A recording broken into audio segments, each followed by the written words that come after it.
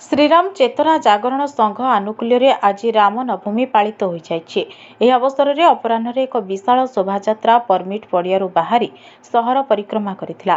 ବିଭିନ୍ନ ଗ୍ରାମରୁ ଶ୍ରୀରାମଙ୍କ ପ୍ରତିମୂର୍ତ୍ତି ସହ ମା ସୀତା ଲକ୍ଷ୍ମଣଙ୍କ ପ୍ରତିମୂର୍ତ୍ତି ଶୋଭାଯାତ୍ରାରେ ସାମିଲ କରାଯାଇଥିଲା। ହଜାର ହଜାର ଶ୍ରଦ୍ଧାଳୁ ଜୟ ଶ୍ରୀରାମ ଧ୍ୱନିରେ ଗଗନ ପବନ ମୁଖରିତ କରିଦେଇଥିଲେ। ବିଭିନ୍ନ ଛକରେ ଭକ୍ତଙ୍କ ପାଇଁ ପିଇବା ପାଣି, ସରବତ, ଦହି ସରବତ, ଲେମ୍ବୁ ସରବତ, ମିଷ୍ଟାନ୍ନ, ହାଲୁଆ, ମିଠା ଦହି ଆଦି ବିଭିନ୍ନ ସଂଗଠନ ରାଜନୈତିକ ଦଳ ପକ୍ଷରୁ ବଣ୍ଟା ଯାଇଥିଲା।